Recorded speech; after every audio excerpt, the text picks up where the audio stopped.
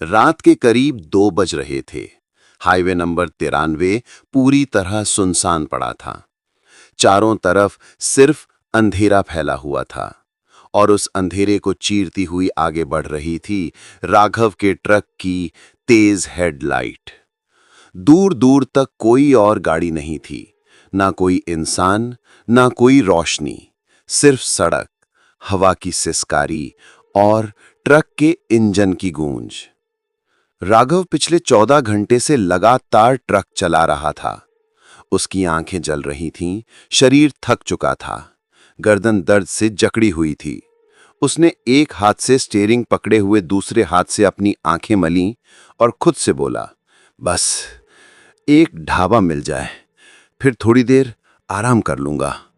लेकिन उससे क्या पता था कि आज की रात उसे कभी आराम नसीब नहीं होने वाला। अचानक उसे ऐसा लगा जैसे सड़क के बीचों बीच कोई खड़ा है। राघव ने बिना सोचे समझे पूरी ताकत से ब्रेक मार दी। ट्रक तेज आवाज के साथ घिसटता हुआ रुक गया। उसका दिल जोर जोर से धड़कने लगा। उसने कांपते हुए शीशे से बाहर देखा और उसी पल उसकी सांस अटक गई। सड़क के बीच में एक लड़की खड़ी थी। उस लड़की ने सफेद कपड़े पहने हुए थे। उसके लंबे बाल पूरी तरह उसके चेहरे को ढके हुए थे और उसका सिर नीचे झुका हुआ था। ना वो कुछ बोल रही थी, ना हिल रही थी, बस बिल्कुल मूर्ति की तरह खड़ी थी। राघव घबरा गया। उसके दिमाग में बस एक ही सवाल घूम रहा था कि इतनी सुनसान सड़क पर रात के 2 बजे आखिर ये लड़की कौन हो सकती है। उसने एक बार हॉर्न बजाया, फिर दोबारा हॉर्न दिया, लेकिन लड़की ने कोई प्रतिक्रिया नहीं दी। वो वैसे ही खड़ी रही। डरते डरते राघव ने ट्रक की खिड़की नीचे की और ऊंची आवाज में बोला, कौन हो तुम? यहां इस वक्त क्या कर रही हो? कुछ पल तक कोई जवाब नहीं आया। फिर वो लड़की बहुत धीरे धीरे अपना सिर ऊपर उठाने लगी। जैसे ही राघव ने उसका चेहरा देखा, उसके होंठ सूख गए। उसकी आंखें बहुत बड़ी थीं, बहुत खाली, ऐसी जैसे उनमें सालों से कोई रोशनी ही बची न हो। उसका चेहरा सफेद नहीं बल्कि बेरंग सा लग रहा था, जैसे उसमें खून ही न हो। उसी डरावने चेहरे के साथ लड़की ने हल्की सी मुस्कान बनाई और बेहद ठंडी बेजान आवाज में बोली, भैया, मुझे आगे छोड़ दोगे? उसकी आवाज सुनते ही राघव के पूरे शरीर में सिहरन दौड़ गई। राघव का दिल जोर जोर से चिल्ला रहा था कि मना कर दे, कुछ सही नहीं है, यहां से भाग जा। लेकिन डर के मारे और इंसानियत के दबाव में उसके मुंह से अनायास ही निकल गया, ठीक है, बैठ जाओ। और उसी पल राघव को यह एहसास नहीं था कि उसने अपनी जिंदगी की सबसे बड़ी गलती कर दी थी। लड़की चुपचाप कंडक्टर सीट पर आकर बैठ गई। उसने अपना सिर अब भी नीचे झुका रखा था। राघव ने साइड मिरर में झांक कर उसे देखने की कोशिश की, लेकिन उसे बस सफेद कपड़ों की परछाई ही दिखी। ट्रक फिर से चल पड़ा, लेकिन अब सड़क जितनी सुनसान थी, उससे कहीं ज्यादा डर राघव के दिल में भर चुका था। कुछ देर तक ट्रक के अंदर सिर्फ इंजन की आवाज गूंजती रही। न लड़की कुछ बोल रही थी, न हिल रही थी। राघव का गला सूख रहा था। उसे लगा जैसे ट्रक के अंदर की हवा भी भारी हो गई हो। उसने डर को छुपाते हुए पूछा, कहां तक छोड़ना है? कुछ पल तक कोई जवाब नहीं आया। फिर उसी ठंडी बेजान आवाज में लड़की बोली, जहां तुम जा रहे हो वहीं। यह सुनकर राघव के हाथ पांव ठंडे पड़ गए। उसने जबरन हंसते हुए कहा, अरे ऐसा क्या, पहले से बताती तो रास्ता बदल लेता। इस बार लड़की ने कोई जवाब नहीं दिया। बस उसकी गर्दन बहुत हल्के से दाईं तरफ मुड़ी, जैसे वो राघव को देख रही हो, लेकिन उसके बाल अब भी उसके चेहरे को पूरी तरह ढके हुए थे। थोड़ी देर बाद राघव को कुछ अजीब लगने लगा। उसे ऐसा महसूस हुआ जैसे ट्रक आगे बढ़ ही नहीं रहा है। उसने सामने देखा, सड़क वही थी, पेड़ वही थे, मोड़ वही थे। उसे एहसास हुआ कि वो पिछले 10 मिनट से उसी जगह पर घूम रहा है। वही टूटे हुए मील के पत्थर, वही मुड़ा हुआ सूखा पेड़, वही जली हुई झोंपड़ी। राघव के माथे पर पसीना आ गया। उसने स्पीड बढ़ाई, लेकिन ट्रक की रफ्तार मानो किसी ने बांध रखी हो। तभी उसने गलती से कंडक्टर सीट की तरफ फिर से देख लिया। लड़की का सिर अब ऊपर उठा हुआ था। उसकी आंखें अब और भी ज्यादा बड़ी लग रही थीं।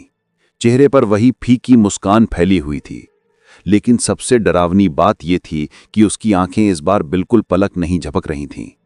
वो बस सीधी राघव को घूर रही थी। राघव का दिल बैठने लगा।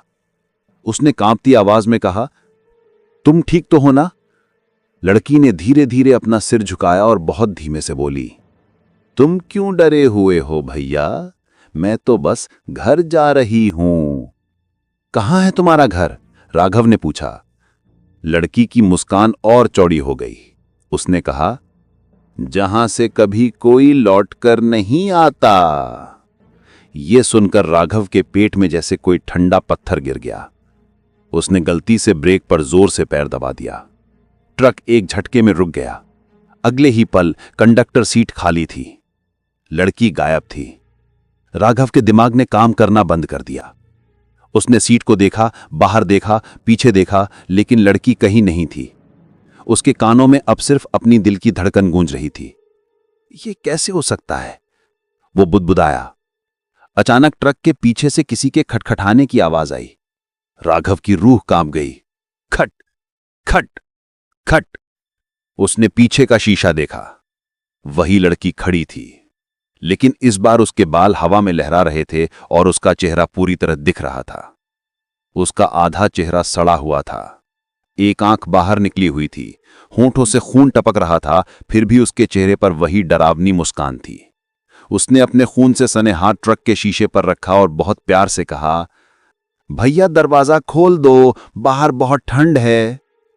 राघव की चीख गले में ही दब गई। उसने पूरी ताकत से ट्रक स्टार्ट किया और बिना पीछे देखे भागने लगा। ट्रक हवा से बात करने लगा। पीछे शीशे में वो लड़की दौड़ती हुई दिखाई दे रही थी, लेकिन उसके पांव जमीन को छू ही नहीं रहे थे। तभी अचानक सामने से एक तेज रोशनी आई। एक दूसरी गाड़ी, आम लोग। राघव ने राहत की सांस ली और जैसे ही उसने दोबारा पीछे देखा, वो लड़की गायब थी। ट्रक रुक गया। राघव कांपते हुए नीचे उतरा। उसके हाथ पांव सुन्न हो चुके थे। दूसरी गाड़ी के लोग उसके पास आए और पूछा, भैया ठीक हो? तुम ऐसे क्यों कांप रहे हो? राघव रोते हुए जमीन पर बैठ गया। उसके आंसू रुक ही नहीं रहे थे। हाँफते हुए वो बोला, वो लड़की मेरे ट्रक में थी। लोगों ने एक दूसरे की तरफ देखा। फिर उनमें से एक बूढ़ा आदमी बहुत गंभीर आवाज में बोला, तुमने उसे देखा? सफेद कपड़ों में लड़की। राघव ने डरते हुए सिर हिलाया। बूढ़े आदमी का चेहरा पीला पड़ गया। उसने कहा, बेटा वो कोई लड़की नहीं थी, वो इस रास्ते की छलावा है जो ड्राइवरों को भटका कर मार देती है।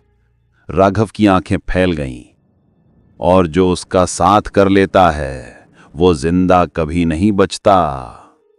राघव को लगा जैसे उसके शरीर से जान निकलने वाली है, लेकिन उसे क्या पता था कि असली खेल अब शुरू होने वाला है।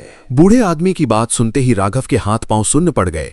उसके कानों में बस वही शब्द गूंज रहे थे, जो उसका साथ कर लेता है वो जिंदा कभी नहीं बचता। राघव कांपते हुए जमीन पर बैठा था। उसकी सांसें बेकाबू हो रही थी। दूसरी गाड़ी वाले लोग उसे पानी पिलाने लगे। किसी ने उसके कंधे पर हाथ रखा, लेकिन राघव की नजरें बार बार अंधेरे में उसी सड़क को खोज रही थीं, जहां से वो लड़की उसके जीवन में आई थी। बूढ़े आदमी ने गहरी सांस ली और कहा, बेटा ये सड़क बहुत पुरानी है। यहां सालों पहले एक बस का भयानक एक्सीडेंट हुआ था। उसी बस में एक लड़की भी थी। उसका शव कभी नहीं मिला। कहते हैं उसकी आत्मा आज भी ड्राइवरों को रास्ता पूछने के बहाने रोकती है, और जो उसे बैठा लेता है वो फिर कभी सही रास्ते पर नहीं लौटता। राघव का पूरा शरीर सिहर उठा। उसने कांपती आवाज में पूछा, तो क्या मैं बच गया? बूढ़े आदमी ने राघव की आंखों में गहराई से देखा और बोला, बचा या नहीं ये अब रात ही बताएगी। लोगों ने मिलकर राघव को पास के ढाबे तक पहुंचाया। ढाबे की पीली पीली रोशनी में बैठकर उसे थोड़ी देर के लिए लगा कि शायद वो सब कुछ एक डरावना सपना था। उसने चाय का कप पकड़ रखा था, लेकिन उसके हाथ अब भी कांप रहे थे। बाहर खड़ा उसका ट्रक उसे किसी भूत की तरह घूरता हुआ महसूस हो रहा था। थोड़ी देर बाद जब उसकी हालत कुछ संभली तो उसने ट्रक फिर से आगे बढ़ाने का फैसला कर लिया। वो किसी भी हाल में इस सड़क को जल्द से जल्द छोड़ देना चाहता था। उसने इंजन स्टार्ट किया, गियर डाला और बिना पीछे देखे ट्रक दौड़ा दिया। लेकिन जैसे जैसे वो आगे बढ़ता गया उसका मन और ज्यादा बेचैन होने लगा। उसे बार बार ऐसा लग रहा था कि कोई अदृश्य चीज उसके ट्रक के आसपास ही घूम रही है। कभी उसे पीछे का शीशा अपने आप हिलता हुआ दिखता, तो कभी हवा में अजीब सी फुसफुसाहट सुनाई देती। उसने रेडियो ऑन किया ताकि मन बहल सके, लेकिन रेडियो से सिर्फ एक ही आवाज आ रही थी, वही लड़की की धीमी ठंडी हंसी। राघव ने घबराकर रेडियो बंद कर दिया। उसका गला सूख चुका था। तभी अचानक ट्रक के अंदर ठंडक फैलने लगी, इतनी ठंडक कि उसकी सांसें धुएं की तरह बाहर निकलने लगी। उसने कांपती नजरों से कंडक्टर सीट की तरफ देखा। वो सीट अब खाली नहीं थी, वहीं वही लड़की बैठी थी। इस बार उसके बाल पीछे की ओर लहरा रहे थे और उसका चेहरा पूरी तरह साफ दिखाई दे रहा था। आधा सड़ा हुआ चेहरा, टेढ़ी मुस्कान और खून से भरी आंखें। वो बिल्कुल राघव की तरफ मुड़कर बैठी थी। राघव की चीख निकलते निकलते गले में ही अटक गई। उसके हाथ स्टीयरिंग पर बुरी तरह जकड़ गए। वो चाहकर भी ट्रक को मोड़ नहीं पा रहा था। लड़की बहुत प्यार से बोली, भैया तुम मुझसे भाग कहां जाओगे? मैंने तो तुम्हें चुन लिया है। राघव रोते हुए बोला, मुझे छोड़ दो, मैंने तुम्हारा कुछ नहीं बिगाड़ा। लड़की की मुस्कान और डरावनी हो गई। उसने कहा, जिन्होंने मेरा रास्ता चुना वे सब मेरे ही हो गए। तभी अचानक पूरा ट्रक झटके से उछल गया। आगे सड़क गायब हो चुकी थी, वहां सिर्फ अंधेरा था, गहरा अंतिम अंधेरा। राघव को लगा जैसे उसका ट्रक किसी खाई में गिर रहा हो। वो अपनी पूरी ताकत से चिल्लाया, भगवान का नाम लिया, आंखें बंद कर ली। और फिर एक तेज झटका, सब कुछ शांत। अब जब राघव की आंखें खुली तो वो खुद को सुबह की रोशनी में उसी ढाबे के सामने खड़ा पाया जहां रात को वो बैठा था। उसके आसपास वही लोग खड़े थे, वही ट्रक, वही सड़क। कुछ पल के लिए उसे लगा कि सब कुछ सामान्य है। एक आदमी उसके पास आया और बोला, भैया रात से तुम यहीं बेहोश पड़े थे, हम सब बहुत डरे हुए थे। राघव हाँफते हुए खड़ा हो गया। उसने अपने शरीर को देखा, वो जिंदा था। उसने राहत की सांस ली, लेकिन तभी उसकी नजर उसके ट्रक के कंडक्टर दरवाजे पर गई। वहां अंदर की तरफ किसी ने अपनी उंगलियों से खून से एक निशान बनाया हुआ था, उसी लड़की की हथेली का निशान, और नीचे लिखा था, अगली बार फिर मिलेंगे भैया। राघव के पैरों तले जमीन खिसक गई। उसे समझ आ गया, वो छलावा उससे अभी गया नहीं था। उस खून से बने हुए हाथ के निशान को देखते ही राघव की चीख निकल गई। उसके पैरों में जैसे जान ही नहीं बची थी। वो सीधा जमीन पर बैठ गया और दोनों हाथों से अपना सिर पकड़ लिया। ढाबे के लोग घबराकर उसके पास आए। किसी ने पानी के छींटे मारे, किसी ने उसे उठाने की कोशिश की, लेकिन राघव की नजरें उस दरवाजे से हट ही नहीं पा रही थीं।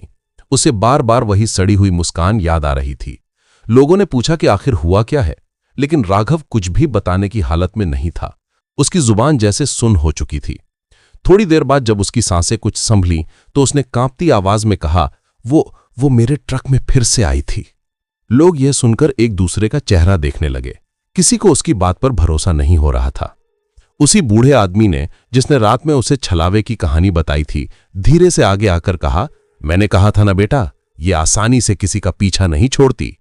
राघव ने डरते हुए पूछा, तो अब मैं क्या करूं? क्या अब ये मुझे हर जगह दिखाई देगी? बूढ़े आदमी ने गहरी सांस ली और बोला, अगर इस छलावे ने एक बार किसी को अपना निशाना बना लिया तो वह उसे जिंदा तो छोड़ देती है, लेकिन उसकी आत्मा धीरे धीरे छीन लेती है। वह हर रात उसके करीब आती है, जब तक वह इंसान खुद अंदर से टूट न जाए। ये सुनते ही राघव की आंखों से आंसू निकल पड़े।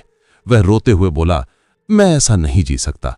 मैं सिर्फ एक साधारण ड्राइवर हूं, मैंने किसी का क्या बिगाड़ा है? बूढ़े आदमी ने उसका कंधा थपथपाया और कहा, इसके लिए एक ही रास्ता है। अगर तो बचना चाहता है तो उस जगह तक दोबारा जाना पड़ेगा जहां उसकी मौत हुई थी।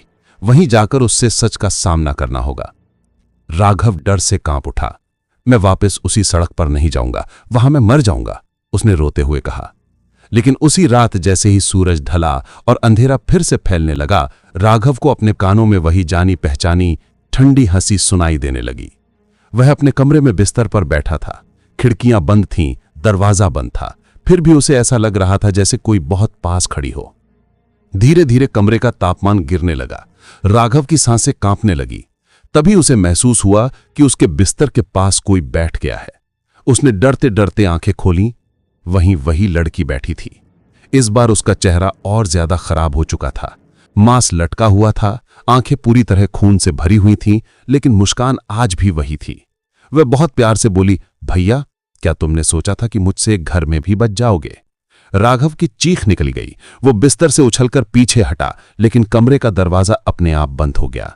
खिड़कियों पर तेज हवा के झोंके पड़ने लगे। उसने भगवान को याद किया, हाथ जोड़ लिए और रोते हुए बोला, मुझे माफ कर दो, मैं तुम्हें उस जगह तक वापस ले चलूंगा।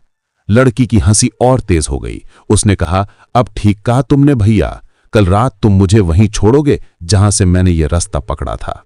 इतना कहकर वह अचानक हवा में घुलने लगी और धीरे धीरे गायब हो गई। राघव जमीन पर बैठकर फूट फूट कर रोने लगा। उसे समझ आ चुका था कि अब उसके पास कोई रास्ता नहीं बचा है। या तो वह उस छलावे को यादों की आग में जलाएगा या खुद उसमें जल जाएगा। और अगली रात राघव फिर उसी हाईवे नंबर 93 की तरफ बढ़ रहा था। इस बार अकेला नहीं, इस बार पीछे बैठी थी मौत। हाईवे नंबर 93 एक बार फिर राघव के सामने था। वही काली सड़क, वही अंधेरा, वही सन्नाटा। फर्क सिर्फ इतना था कि इस बार राघव भाग नहीं रहा था, बल्कि खुद मौत की ओर जा रहा था। ट्रक की हेडलाइट अंधेरे को चीरती हुई आगे बढ़ रही थी, लेकिन राघव को ऐसा लग रहा था जैसे रोशनी नहीं, उसकी जिंदगी का आखिरी रास्ता खुल रहा हो। कंडक्टर सीट खाली थी, मगर राघव जानता था कि वो अकेला नहीं है। हवा के हर झोंके में उसे उस लड़के की मौजूदगी महसूस हो रही थी। कभी उसके कान के पास ठंडी सांस चलती, कभी उसके गर्दन पर बर्फ जैसी उंगलियों का दबाव महसूस होता। फिर भी वो चुपचाप ट्रक चलाता रहा। कुछ ही देर में वो उसी मोड़ के पास आ गया जहां पहली बार उसने उस लड़की को देखा था। वहां आज भी वही सूखा पेड़ खड़ा था, वही जली हुई झोंपड़ी और वही टूटा हुआ मील का पत्थर। राघव ने ट्रक रोक दिया। उसका पूरा शरीर कांप रहा था। उसने भारी कदमों से नीचे उतरकर चारों तरफ देखा। अचानक उसके पीछे से वही ठंडी आवाज आई, यहीं मेरी मौत हुई थी भैया। राघव का दिल जोर से धक से रह गया। उसने पीछे मुड़कर देखा। वो लड़की अब पूरी तरह उसके सामने खड़ी थी। इस बार उसका चेहरा पहले से भी ज्यादा भयानक था। हड्डियां बाहर दिख रही थीं, आंखों से खून की लकीरें बह रही थीं, लेकिन उसकी मुस्कान आज भी वही थी, जहरीली और स्थिर। राघव रोते हुए जमीन पर बैठ गया। उसके हाथ कांप रहे थे। उसने गिड़गिड़ाते हुए कहा, मैंने तुम्हें यहां ला दिया, अब मुझे छोड़ दो, मैं फिर कभी इस रास्ते पर नहीं आऊंगा। लड़की धीरे धीरे उसके पास आई। उसका हर कदम जमीन पर नहीं, जैसे हवा में पड़ रहा हो। वो राघव के बहुत करीब आ गई, इतनी पास कि उसकी ठंडी सांस राघव के चेहरे से टकराने लगी। वो बोली, छोड़ दूं? जब से तूने मुझे अपने ट्रक में बिठाया था, तब से तू भी इस रास्ते का हिस्सा बन चुका है भैया। राघव की आंखों से आंसू बहने लगे। वो हिचकियों के बीच बोला, तो फिर मुझे मार दो, इस डर से तो बेहतर है मौत। ये सुनकर लड़की अचानक जोर जोर से हंसने लगी। उसकी हंसी चारों तरफ गूंजने लगी। पेड़ हिलने लगे, हवा तेज हो गई, सड़क जैसे कांप उठी। उस हंसी के बीच वो बोली, मौत भैया, मौत तो बहुत सस्ती चीज है। असली सजा तो जिंदा रहकर रोज मरना होता है। अचानक जमीन के नीचे से अजीब सी आवाज आने लगी, जैसे कोई बहुत बड़ा बोझ हिल रहा हो। राघव ने देखा कि उसी जगह पर जहां लड़की खड़ी थी, सड़क पर दरारें पड़ने लगीं। काली गहराई खुलती जा रही थी। अंदर से चीखों की आवाज आ रही थी, सैकड़ों आवाजें, ड्राइवरों की आवाजें। राघव डर के मारे पीछे हटने लगा, लेकिन उसके पैर जमीन से जैसे चिपक गए थे। लड़की ने अपना हाथ उठाया और उस दरार की तरफ इशारा करते हुए बोली, यह है मैं सब जिन्होंने मुझे रास्ता दिया था, अब तू भी उनके साथ जाने वाला है। राघव पूरी ताकत से चिल्लाया। उसने भगवान को याद किया, अपनी मरी हुई मां का नाम लिया और आखिरी हिम्मत जुटाकर एक कदम पीछे लिया। उसी पल तेज हवा का झोंका आया और वो जमीन पर गिर पड़ा। जब उसने आंखें खोलीं तो वो सड़क गायब थी, पेड़ गायब थे, झोपड़ी गायब थी। वो अब एक अजीब सी धुंध से भरी जगह में खड़ा था। चारों तरफ सफेद और काली परछाइयां घूम रही थीं। दूर दूर तक बस चीखों की गूंज थी। लड़की उसके सामने खड़ी थी, लेकिन अब वो अकेली नहीं थी। उसके पीछे बहुत सारे और साए खड़े थे, ड्राइवरों के साए, जिनकी आंखों में खालीपन था और जिनके हाथ उसकी ओर बढ़ रहे थे। राघव की रूह तक कांप गई और तभी लड़की ने मुस्कुराते हुए कहा, स्वागत है भैया, असली रास्ते पर। चारों तरफ वही धुंध थी। सफेद और काली परछाइयां आपस में टकरा रही थीं। हर दिशा से कराहने, रोने और चिल्लाने की आवाजें आ रही थीं। राघव का दम घुटने लगा था। उसे महसूस हो रहा था कि वो अब किसी सड़क पर नहीं, बल्कि किसी ऐसी दुनिया में खड़ा है जहां से लौटने का कोई रास्ता नहीं होता।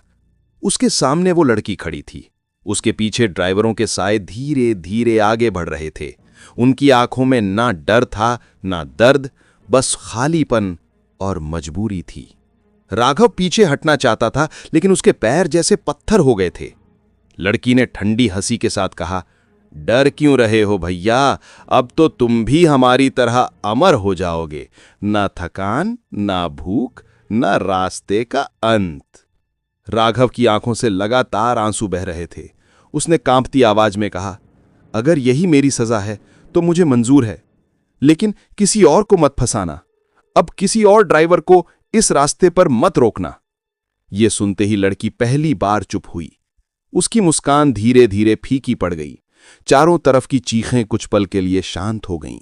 ऐसा लग रहा था जैसे उस अंधेरी दुनिया ने भी पहली बार किसी इंसान की बात सुनी हो। लड़की ने धीरे से पूछा, तुम जानते हो मैं क्यों बनी थी छलावा? राघव ने कांपते हुए सिर हिला दिया।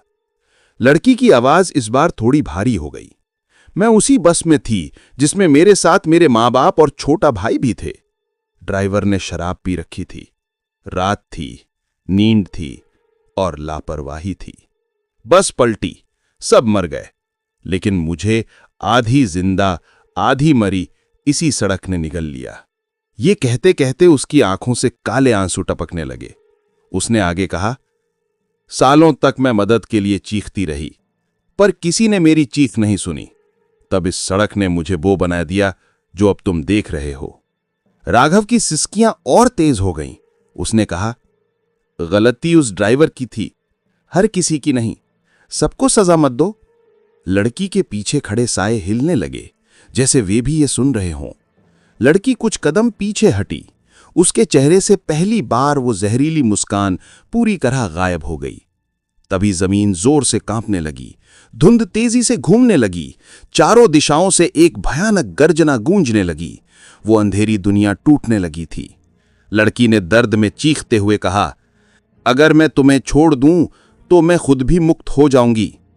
राघव ने रोते हुए कहा, तुम मुझे छोड़ दो और खुद को भी आजाद कर लो। कुछ पल तक सब कुछ थमा रहा। फिर अचानक एक तेज रोशनी हर तरफ फैल गई।